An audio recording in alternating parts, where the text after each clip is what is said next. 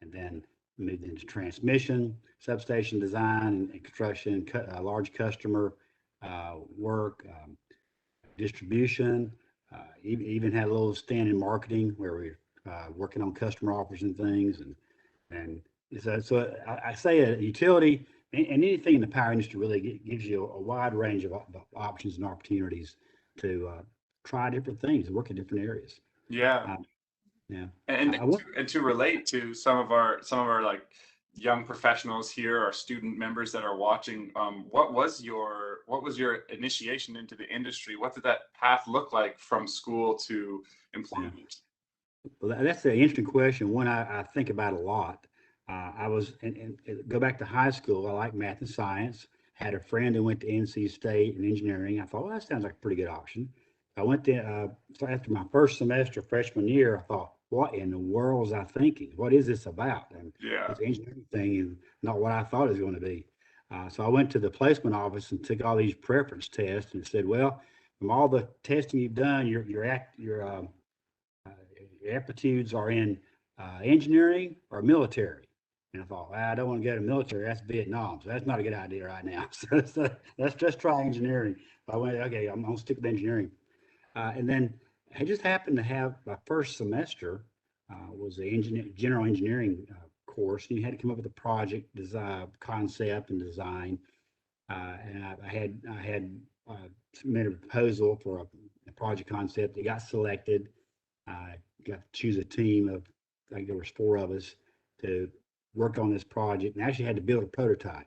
When it came time to build a prototype, I didn't understand simple wiring. So I went to my advisor, who happened to be an electrical engineering professor, Dr. Galt, and I said, Dr. Galt, how do I make this thing work? How do I get the lights and the wiring and the batteries, all this stuff to work for this little demo? And so he got up on the board and drew a circuit. I thought, well, I got to learn how to do that. So that's how I chose electrical. So as I was progressing through the sophomore, junior years in electrical, everything's kind of generic, the same for first few years there in electrical engineering. And then you come to senior year and you had to specialize. So I had more decisions to make. It was, which options do I take? There's communications, there's electronics, there's power. I took a first course of all 3 and really liked the power. My advisor then was Bill Stevenson, who wrote a power systems analysis book that was used throughout the educational institutions across the country and in the world, actually. He's my advisor, and I said, well, I like power. I want to take more courses in power. He said, well, why? He said, power hasn't changed in 40 years. I said, well, it's time for a change, and maybe I'll be part of it. So I remember that conversation, and to this day, I keep looking back and says, man, what did I bite into? Because it has been nothing but change my entire 46 years, constant change. And I say right now, we're in the midst of the biggest changes I've ever seen in the power industry in my career. Wow. So there was that. Did you notice that you were coming in right before the kind of the ramp up of all those changes, or was there kind of a lull at the beginning of your career where you did notice that what that mentor was saying was true? Well, not knowing much about the power industry, I don't know what it's like before I started. Right. After my undergraduate, I went to graduate school in upstate New York, Rensselaer Polytech. And it was just focused on power for my master's degree. And then it came time to make a decision. You stay in school, you go to work. And I really didn't like the Northeast. It was too cold up there and too much snow. So I said, it's time to go to work in the South somewhere. I'm from the South originally, so time to go back. So I started looking at in the companies, and my professors at Rensselaer said, don't look any further in your own backyard. You got one of the best utilities right there where you're from. I said, who's that? He said, Duke Power.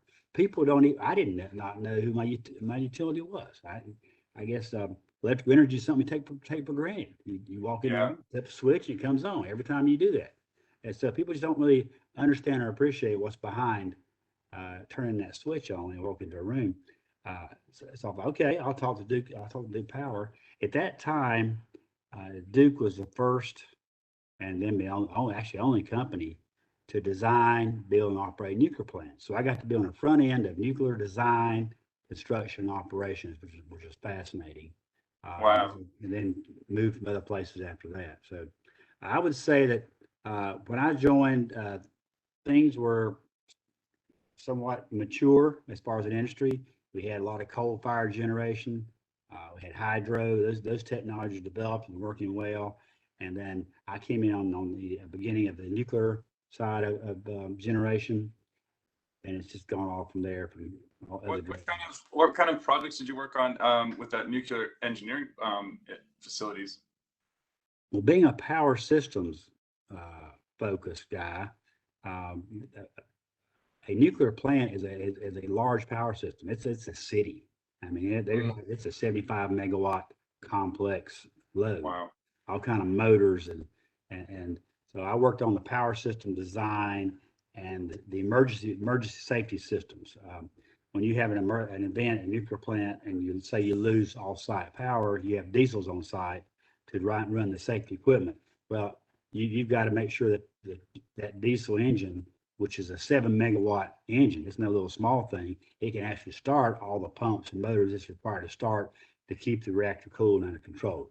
So we worked on that. We actually wrote a little software program to simulate the sequential loading on the diesel generator and make sure that the motors would start and the flows were adequate. So learned a little bit of mechanical stuff in the process, making sure the flow rates were as needed for the power system itself. So that's how I got. That's some of my first work in the nuclear design area.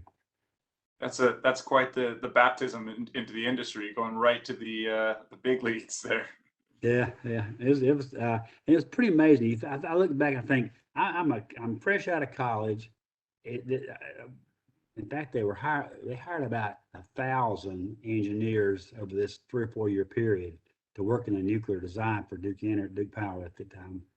And I said, these were young kids out of college. And they told us to go design and build a nuclear plant. And nobody ever done that before. I said, well, you've had architects or consultants or AE firms build nuclear plants, but a utility, nobody really done that as a utility before. So Right. It was a very interesting time and very, very challenging yet rewarding time because we accomplished it and did a good job. We came in under budget and under schedule, so it worked. On that topic, how do you how has your opinion changed over the role that nuclear power can play? And do you still see some there's definitely been some amazing innovations with like micro reactors and that whole mentality of like, let's do it smaller, it's more containable, it's less of a threat, it's more manageable, modular, it's more mobile, it's less investment. Well, I may maybe biased there, but coming from the nuclear design and construction era, I'm very much in favor of nuclear energy. It is the one true carbon-free resource. It has in this country, we've had very good success with our nuclear plants. There's been some events happen, but we learned from those events. 3 Mile Island, Chernobyl, Japan. We've taken those events and learned from them and improved the operations of our nuclear fleets here in the U.S. So I think, I think it's a very good way to go from energy production. And the fact that it's, I guess you say it's you've got fuel on site, stored fuel on site that can run for a long time. If you look at hydro or natural gas, it's almost like a just-in-time system. You can't store the fuel on site when you need it. So if you don't have water, you don't have generation for hydro.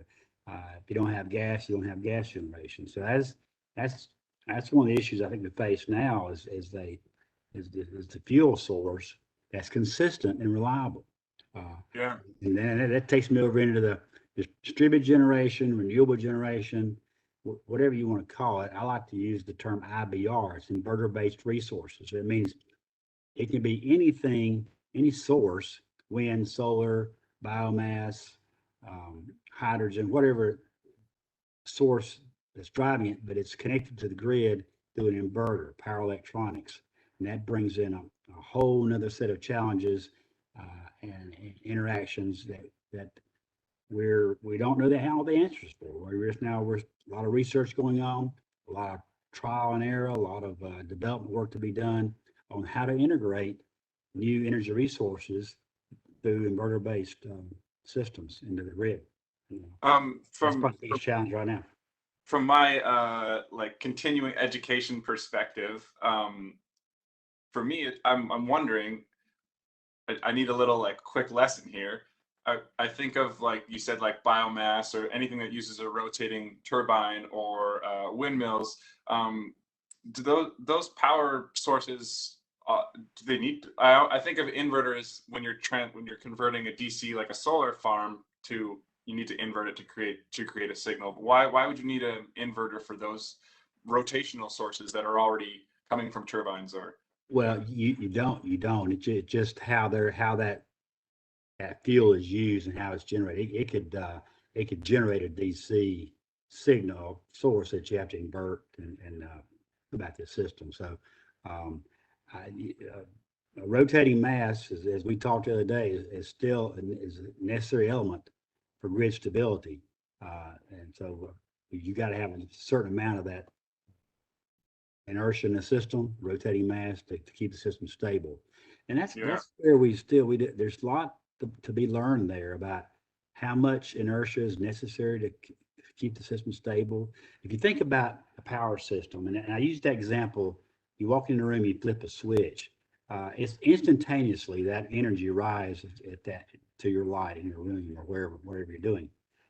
Well, that's got to be generated somewhere. So it's got to be generated and travel miles, thousands of miles to get to the load. Well, that how that works is that the system has an inherent inertia in the grid. So this rotating mass is there. So when that new demand comes on the system, that new load is turned on, there's enough inertia in the system, stored energy, the rotating mass, to deliver on that generation need or request initially. And then at some point, though, your generators have to ramp up. You got to put more coal in the board. You got to put more whatever's driving that rotating machine. You got to put more juice in there to get it to put out the kilowatts of real power needed. But that initial amount comes out of stored energy in the system. And likewise, when you walk out of the room and turn that switch off, well, then whatever that equilibrium that was established between generation and load, now you have an overgeneration. So you got to absorb that, or you'll overspeed and have over frequency of your system, which can lead to cascading problems. So that momentary overgeneration is absorbed by the system into the rotating mass. And then your governors react, and you back off your generation to balance your load and your generation again. So it's a very, I don't call it a fragile, but it's a balancing act that's got to take place continuously. And so I mean, an interesting thought experiment. Say you were forced to manage a grid of non-rotational power sources, just a whole country powered by solar power. Like, what is some of the strategies to having that inertia in the system? How can you artificially create that inertia, or can you? There have been some research. The little research organization I facilitate in the Southeast with 3 universities have been looking at that. And in fact, they have finished a small project to take an inverter and create what they call synthetic inertia. It's basically an inverter with stored energy through capacitors that can be integrated into the DC link of the inverter. So when there's a need for quick release of additional energy, that it can be injected from those capacitors into the system. Now, the question is, how much does that need to be, and how fast does it have to enter the system? And likewise, it has to absorb energy when the generation exceeds the load. So there's been Right. some work on what we call synthetic energy with inverters. It's a very small scale. They're going to demonstrate that demo in 1st of November, I think, at UNC Charlotte. And we'll see what it Interesting. goes, but that's one concept. Mhm. Other concepts are you have a synchronous machine that's tied to the grid. It doesn't generate real power. It just sits there and provides that inertia to absorb excess generation or deliver, generate the electricity when it's called upon because there's additional load added to the system. So it's those are called synchronous condensers. It's very old technology, but it's coming back into play today because with the inverter-based resources, they're intermittent. They're not steady, and they fluctuate. So that's something that can help stabilize the system as a synchronous condenser, which again is rotating mass, it's old technology, but it's something that is required to keep the system stable. That's interesting. So is there always a calculation that has to be made, or as someone who manages a utility in an area, that every time you bring online something like the inverter-based resources, you're going to have to anticipate and compensate for that reduction in inertia when you take a big gas turbine offline?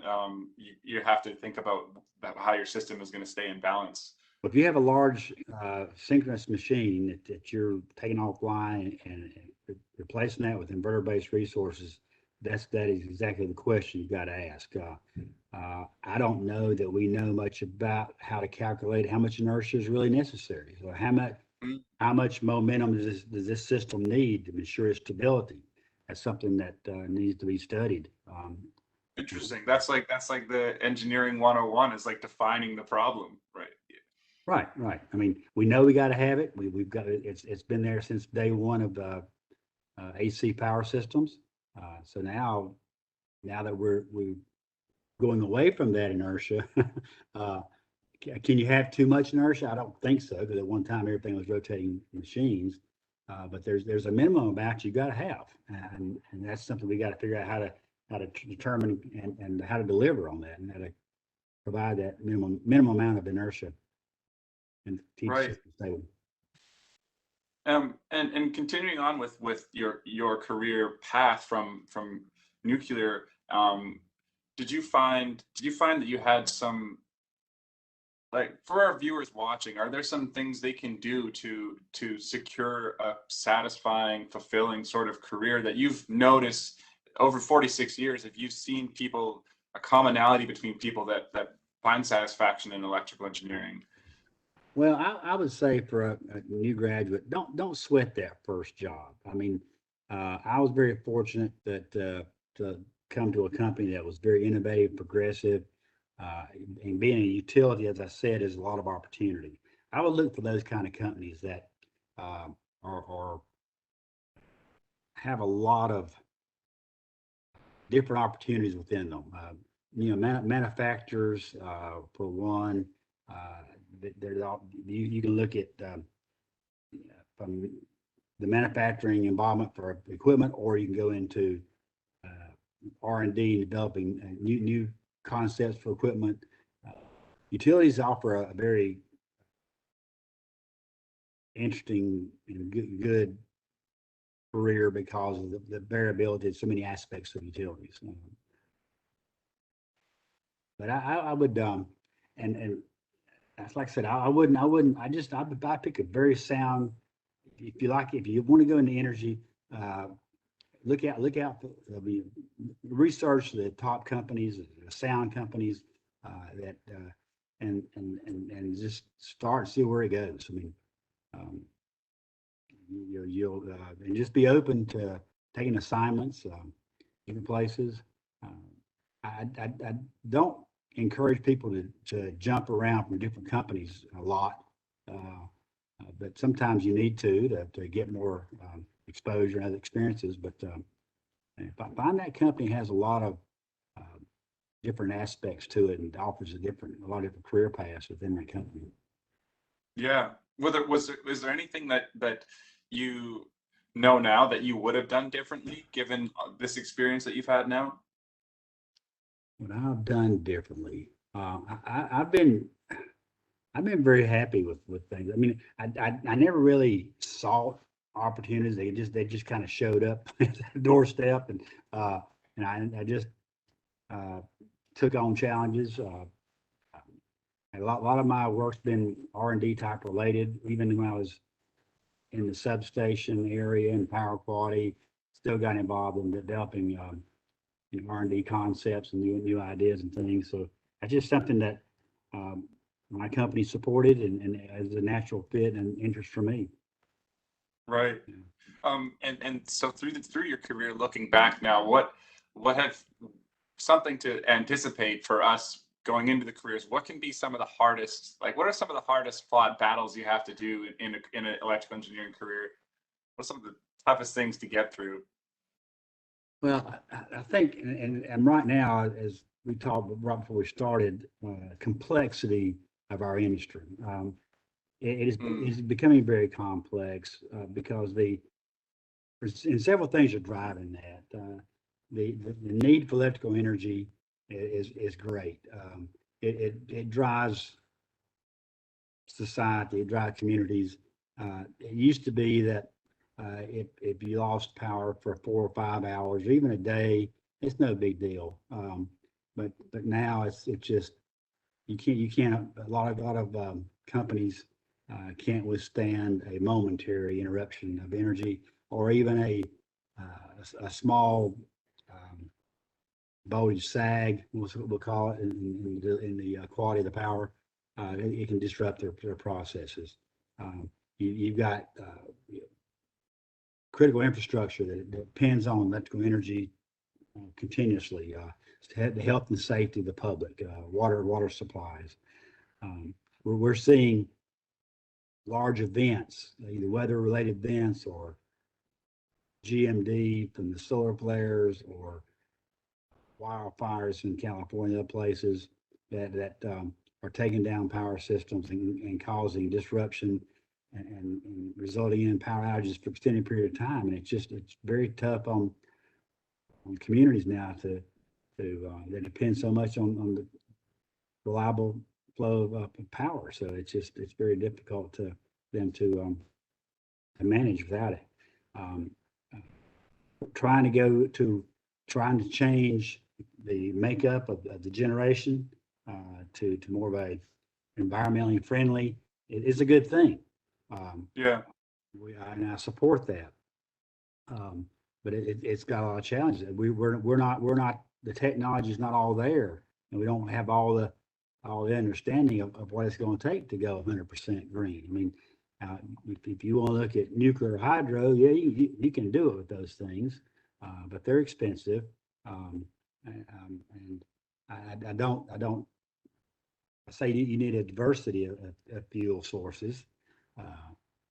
So I think that you got to look at different fuel sources, not just rely on one or two sources, because if something happens to one of those, then you're in trouble. So and utilities have typically tried to be diverse. They've had the nuclear and the hydro and the coal and the gas, and so they've been diverse in their fuel supplies. The fossil fuels are waning because of the environmental impacts, and that's fully understandable. We've got to develop those new sources of power that's reliable and can sustain the systems. And yeah, not there yet. And leading back, kind of remind when you mentioned the on-demand source and having a fuel source right there and ready. It actually has been kind of a surprising that, like, in BC here, we have over 85% of our power generated is hydropower, and it's always been kind of touted as an endless renewable source. The rains will always fill up the reservoirs, it'll always generate power. But it's amazing to see in the Western United States, some of those dams are at historic lows. And so like even the things we once took as renewable and forever and clean, it's like, well, hydro is an incredible source, but if the temperatures continue to rise, the water is going to evaporate, and those levels are going to be pretty low for the next 50 to 100 years. Exactly right. And that I think you've been blessed with a good source of energy there. And 85%, that's concerning a little bit, because like I say, if there are conditions, that drought conditions, something that dries up the water supply, then what do you do? Yeah. That's why you need a diverse fuel mix. Mm-hmm.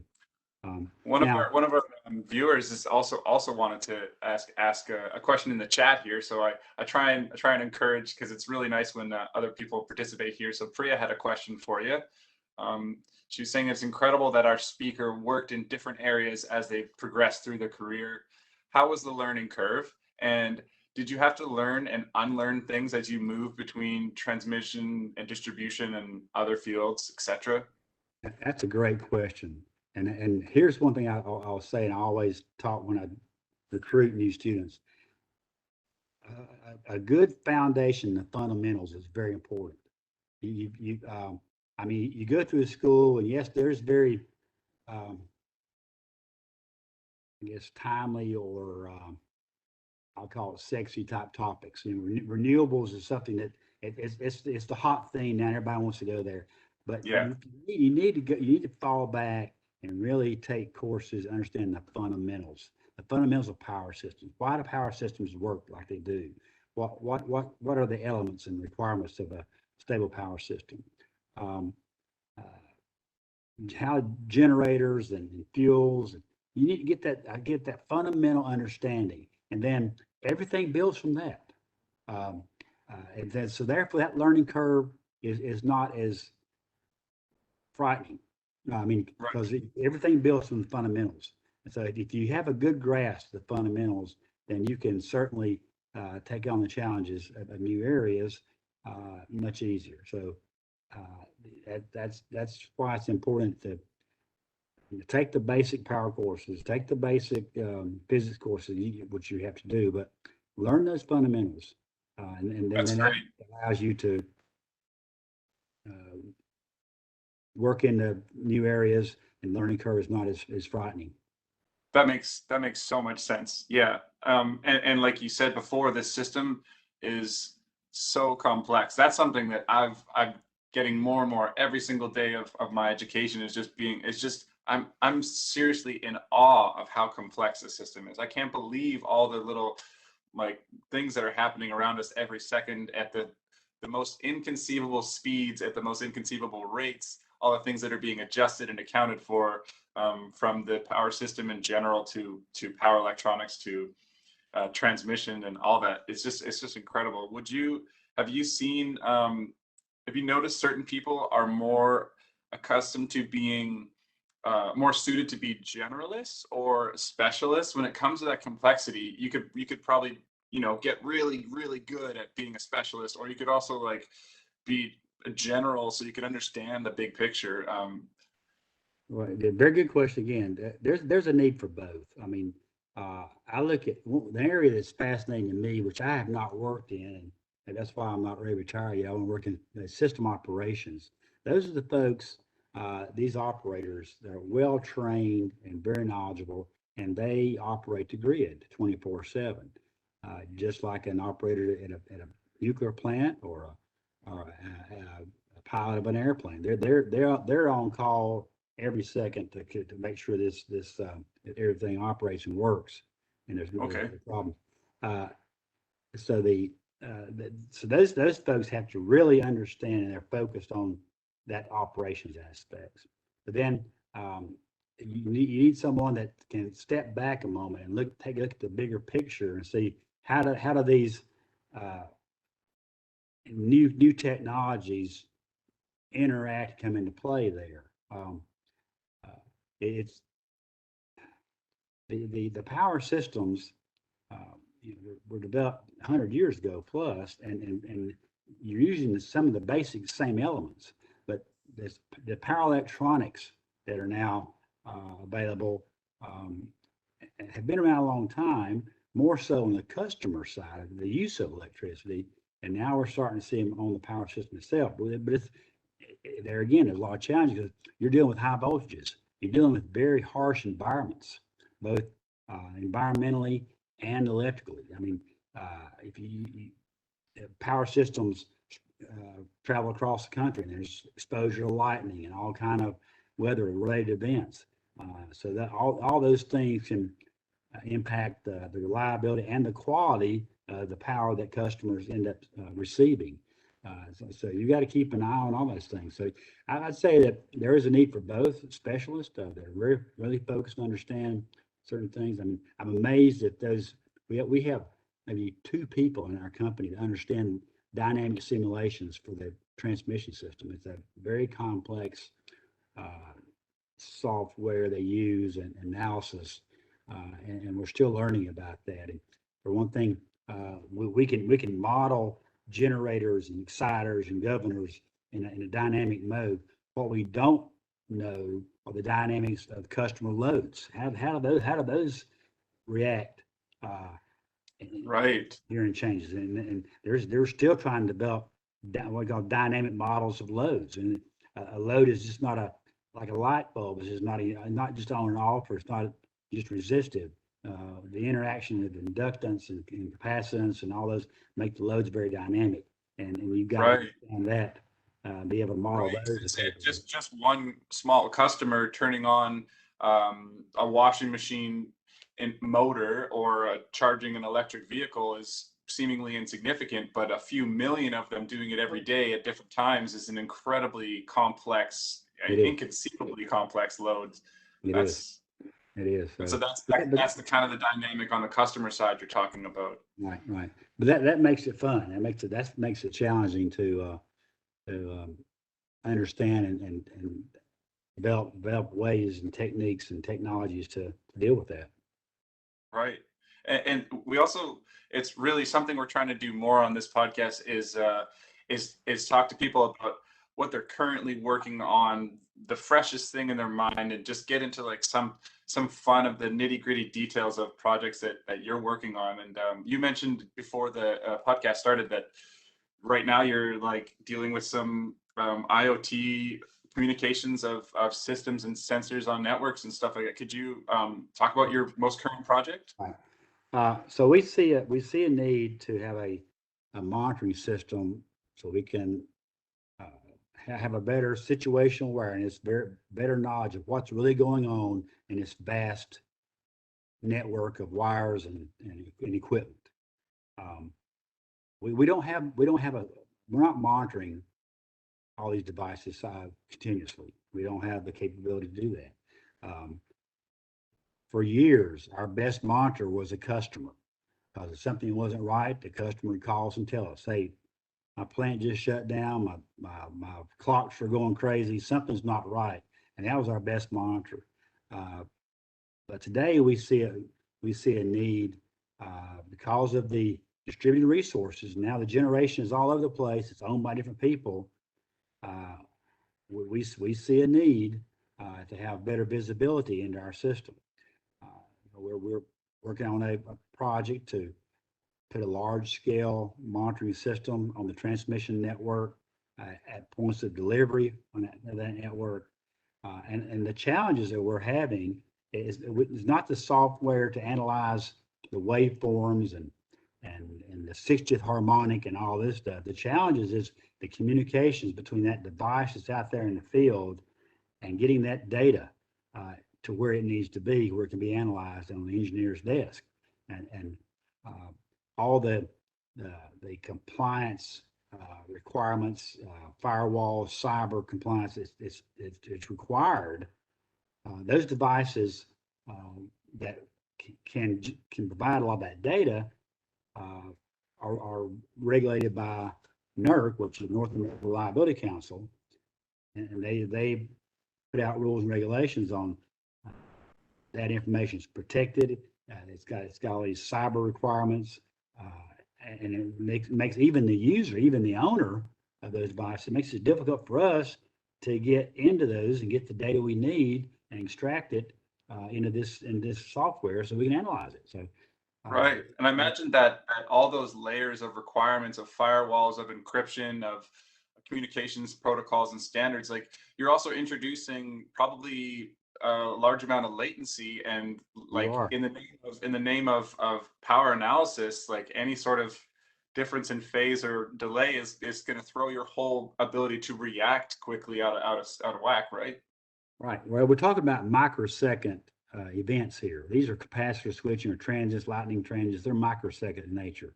Right. And so we got to get that data back fast and accurate in order to analyze it and make decisions on it. That's an exciting problem. That seems like there's a lot of work to do there. There is.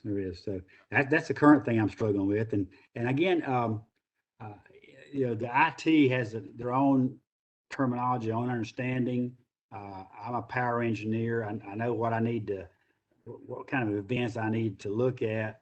I don't fully understand their world. They don't understand my world. So it's a learning process we're going through. I've been working with a small team for over a year now, attempting to get this modern system up and going. And the IT folks have stuck with us, and they've had a big learning curve on our terminology and what we're trying to accomplish, and they're trying to help us find ways to do that. So that's where you need a specialist, and that's where you need a journalist, and that's where things come in play. Learning new tricks at this stage in the career. That's great. That's great. We have two questions in the chat. This is Okay. great. We got one from Brian Dunsmore. He says, I'm starting a project using 2-cycle power. Is there any new technology to increase efficiency? 2-cycle power. That's two-phase power. I don't know. I don't know why could be more efficient.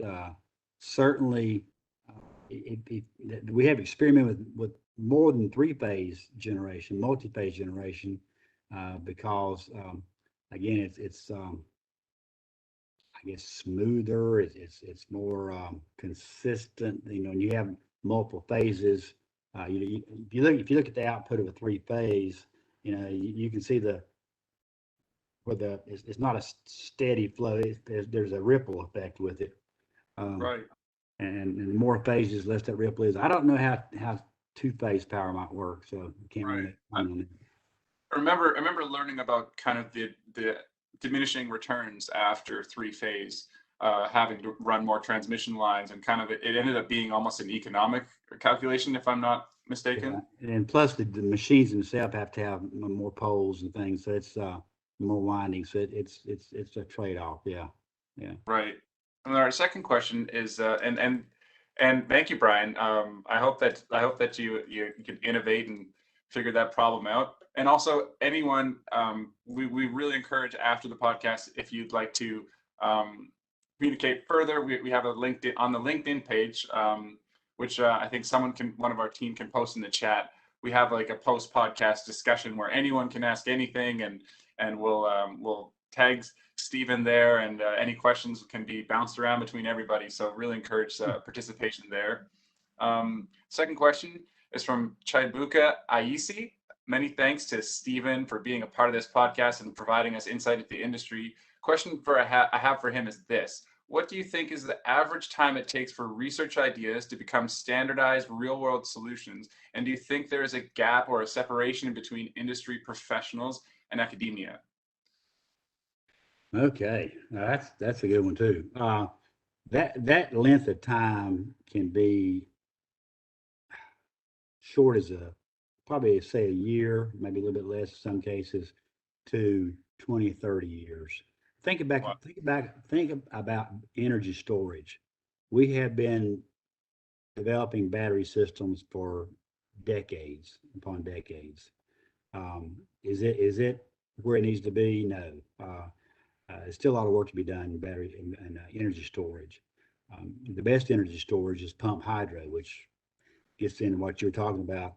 That to me has a lot of promise, and that's an old technology itself. That's a 1970 technology, but we've used it some, but we could use more of that. Uh, the gaps in understanding between academia and industry, by all means, I see that a lot. Um, and really, to me, what drives some of that is the universities don't have the resources, say, to have the software that the industry uses. And I'll give you some good examples of this. When we use the software to model the transmission network, it's called PSSE. I don't know what it stands for, but it's a Siemens product. It was actually developed by utility many years ago. The company took it over, PTI. PTI had it for many years, and it was sold to Siemens. But it's PSSC. Most all North American utilities model their transmission in that one software. So they put in all the transmission lines, the transformers, the conductor sizing, the impedances, the capacitors, the generators, all that's in PSSE.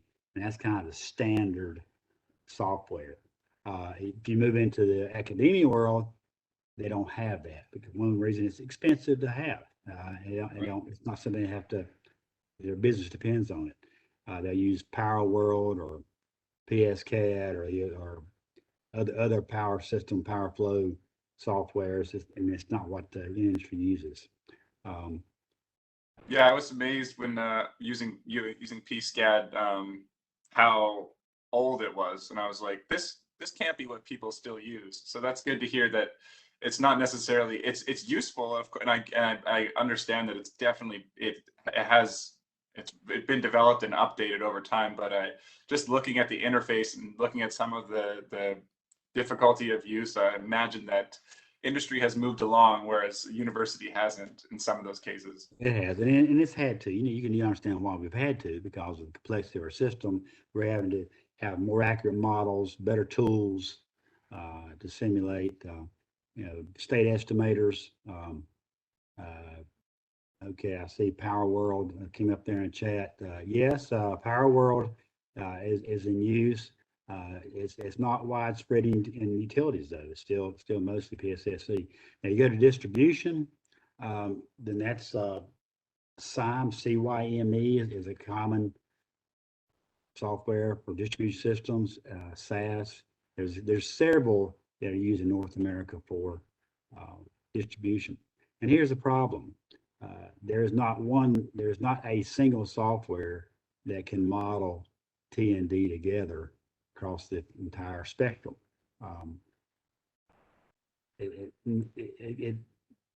Trying to build an integrated T&D model is extremely challenging.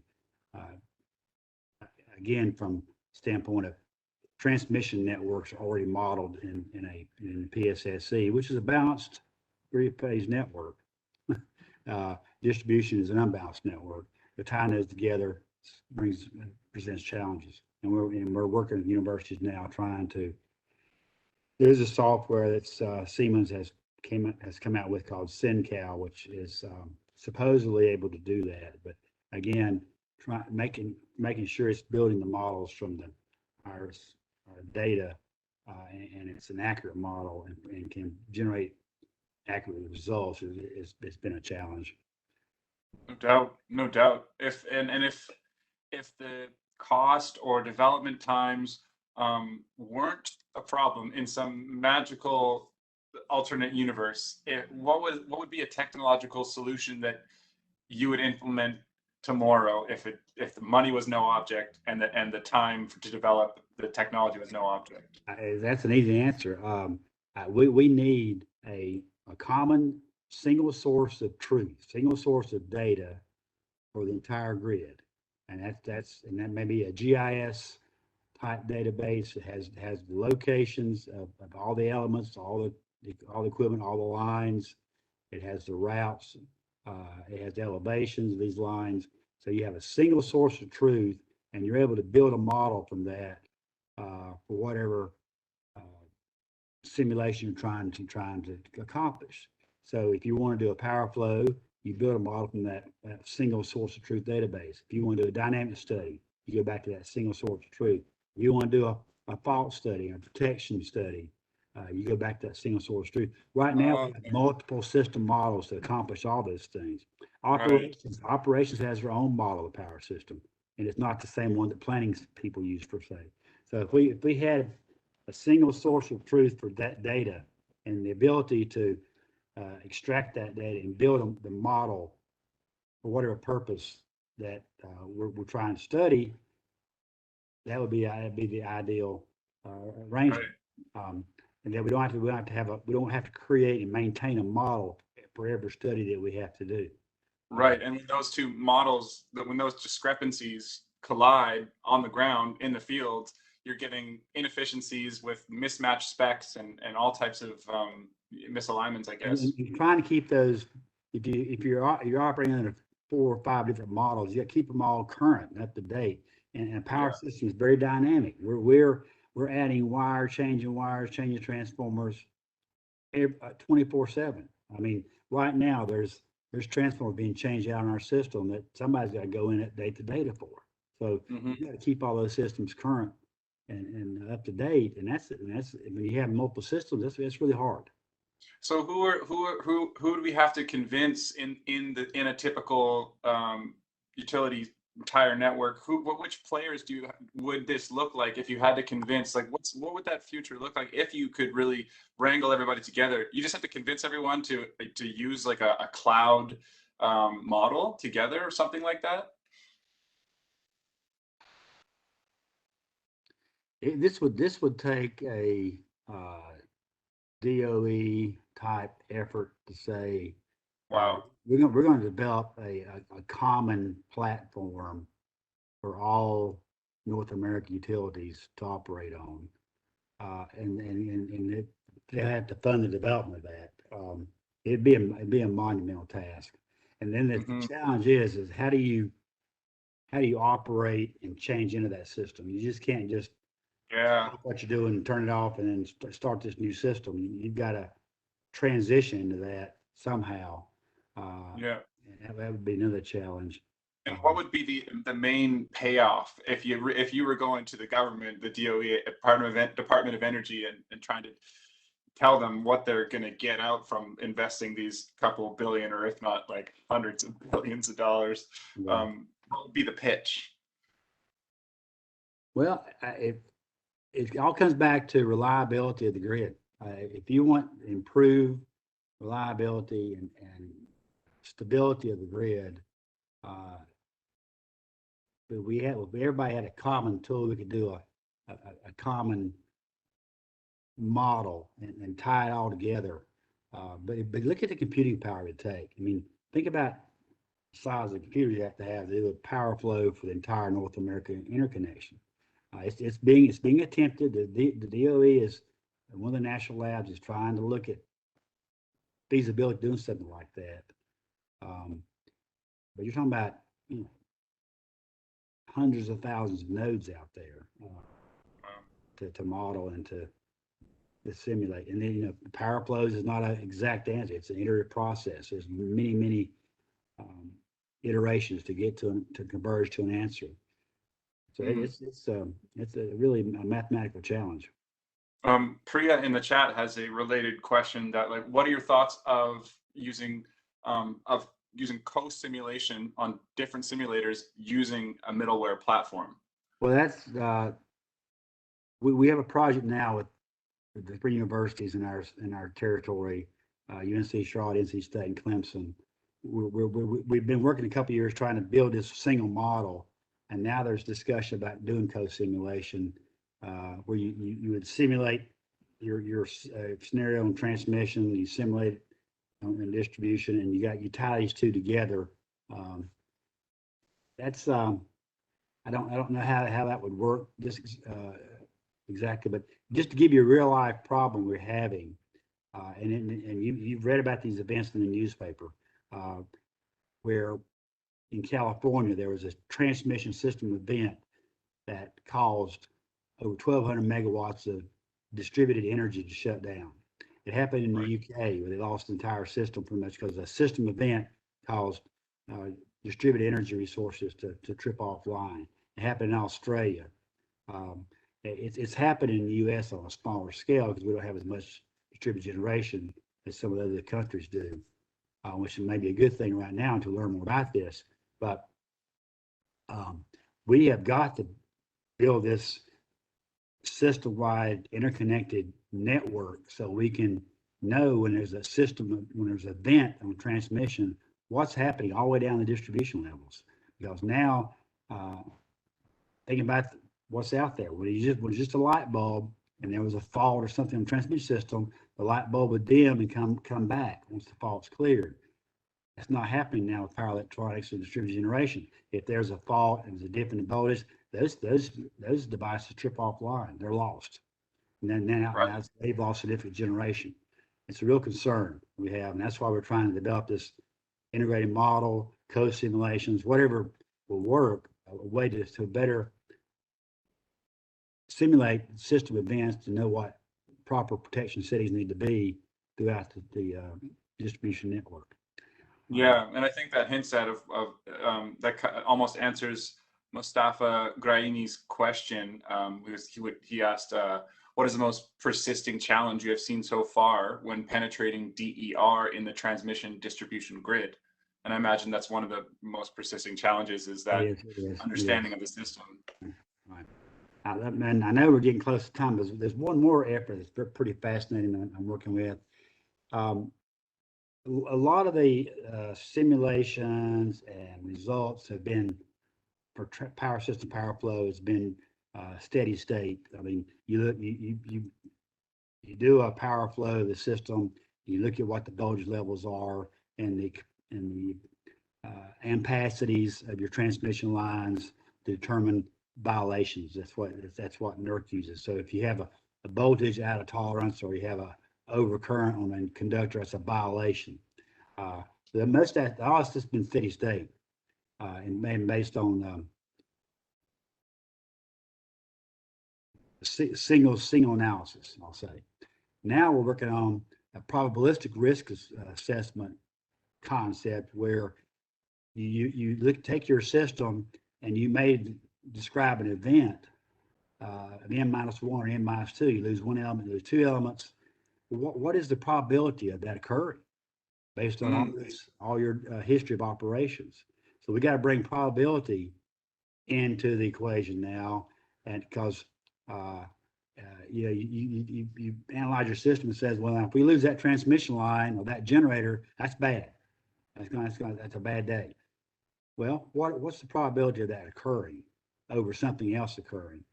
So we're working with Idaho National Labs, and we're working from our basic PSSE model for transmission and a probabilistic risk concept where they're looking at the actual devices, the transformers, the wires, the relays, what the failure rates are, and determine, okay, we're going to do an N-2 analysis,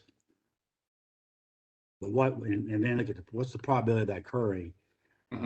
So the operators can be more at ease to say, if the event happens, then what's the probability of the next event happening that can start causing you problems, and look at it from a probabilistic standpoint. And that's been fascinating work. It's been going on probably about a year and a half now. We have a concept and we're ready to take that forward to commercialization. So. And I bet the operators love that because it seems like these days they're constantly triaging resources and are kind of on at the limit. Everything seems like it's at the limit right now. And with Electrify America and Electrify Canada happening, our past two guests have both mentioned the burden that electric vehicles is going to place on the system is like incredible. And so it's going to be even more on a razor's edge if there isn't, the supply doesn't keep up. But I have to pass the last question to our mentor and executive producer, Hasala, who's always there for us and is always in the back end connecting us with some amazing guests like yourself. And Hasala, over to you. Thank you, Clint. Thank you, Steve, for being here today with us. So my question is based on the way that I got to know you is from the work you did with Caper. And guys, Caper is a very interesting consortium of industry and universities. So it's driving innovation from the utilities through academia. And um, Steve is the live wire of that consortium, so he drives it. So I see that you are very much involved with things other than electrical engineering. You're passionate about our industry, and I see that you're part of the PES scholarship team committee. So is there anything else other than electrical engineering work that we do that could help us be successful, or what are the other things apart from the power sector that as a young professional and student that we could perhaps look at, being a better person um, in our lives? Well, you're getting beyond the engineering in me. I think, of course, building a network of professionals like yourself and have similar interests is very important. One of the things that really helped my career has been the IEEE standards development. I've been a member of the Surge Protection Devices Committee for ever since I started my career at Duke. I got placed on that committee in the first 6 months, and it has to deal with lightning protection, surge protection of all the power systems, from motors to generators. Everywhere I have moved in my career, that committee's work has followed. Transmission, distribution, generation, there's all a lot of and it's very technical. And what we do, we produce standards for the industry to use. But in that process, I got to meet folks from Canada that's in the same field, all over the world, actually, France, other countries, and we're developing these standards together.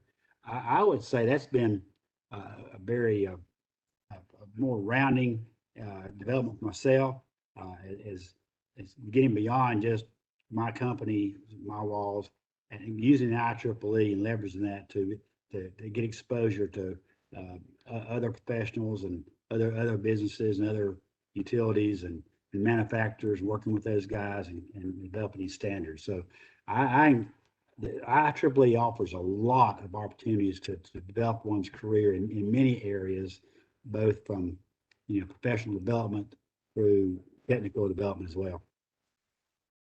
It's fantastic. Yeah, yeah, I like it. I like everything. It's been an absolute pleasure, sir. My So pleasure. much more we could have talked about. It's always nice to get into the specifics. I really do appreciate you sharing some of that technical stuff, because I know there's, like, honestly so many brilliant people who are watching right now who appreciate when we get into it. And so I just wanted to thank the team and thank you and wish you the best. Well, thank you. Good luck to all you guys. Exciting Thank you, time. sir. And if anyone wants to engage on the LinkedIn page and start some discussions there and ask some questions, please do. The link, I think, was posted in the chat. If not, just you can search the IEEE PES student podcast on LinkedIn, region 1 to 7. And everyone, stay safe and have a great night. All right. So long, everybody. Thank you again. Great. Thank Thank you. you. Bye now. Thank you very much.